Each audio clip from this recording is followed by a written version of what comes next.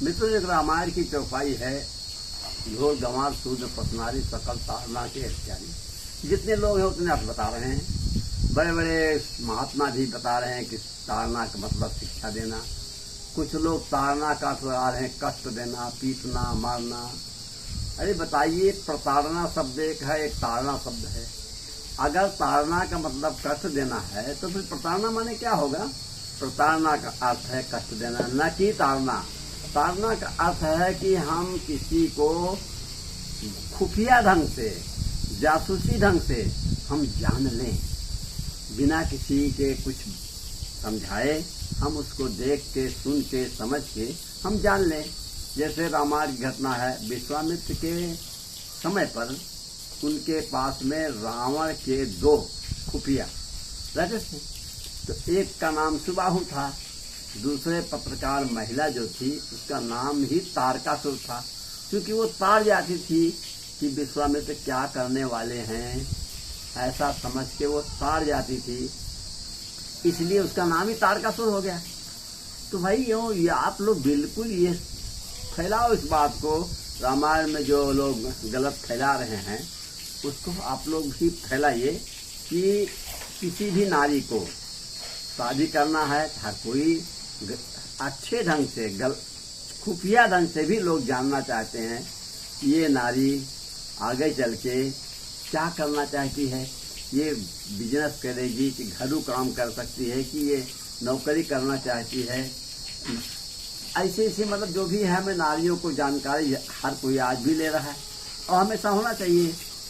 और ढोल को भी कैसा, किस लकड़ी बना है, किस चमड़े का बना है, कैसा है, ये भी जानना आवश्यक है। हमें कितना रंग, इसमें क्या धुन निकलती है, जानना आवश्यक है।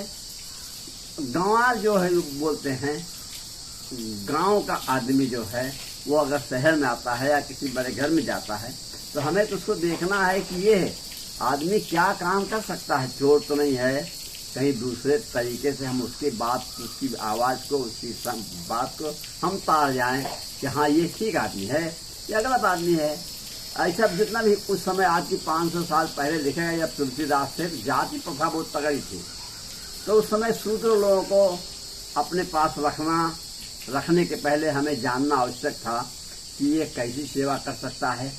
तो ये हकीकत में पहले पशुओं को लोग जाते थे मेले में खरीदने के लिए, तो कोई एक ऐसा व्यक्ति ले आते थे साथ में कि जो लोग पशुओं को देख के तार जाए कि ये पशु दूध देगी कि नहीं, ये बैल चलेगा नहीं, इसका सींग पूंछ सही है कि नहीं। इस तरह से पशुओं को भी हमें तार जाना चाहिए।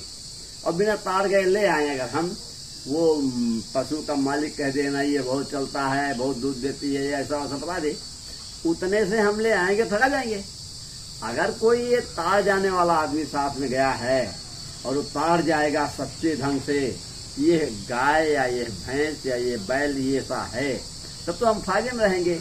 इसलिए तुलसीदास ने उस समय पर जब लिखे गए तो उस समय पर यही ज्यादा प्राथमिकता थी, गाँव में पशुओं की और शादी की नारियों की। और जितने भी गांव के लोग थे, गांवों में ही मजदूरी करते थे या किसी बड़े घर में जाकर मजदूरी करते थे, उनको हमें समझना जरूरी था उस समय के हिसाब से कि ये कैसा है। अब आजकल तो लोग समझ नहीं पाते हैं, जैसा पाए वैसा ले आए।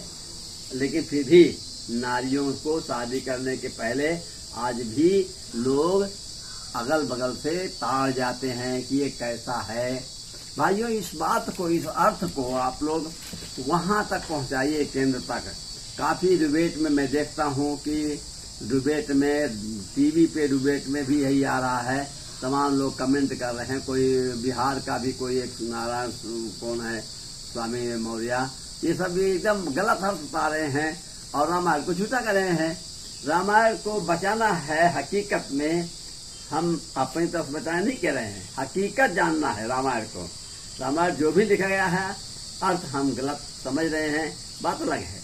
अब आप लोग इसको पहुंचाइए कि क्या ताड़ जाना और प्रताड़ करना दोनों क्या एक ही है? क्या साफ स्पष्ट है? प्रताड़ना माने कष्ट देना और ताड़ना माने जान लेना। हम इनको बहुत दिन से ताड़ रहा हूँ, जानने की कोशिश में हैं कि क्या कब ऐसा मिले अवसर या हमारी बात को ताड़ गया।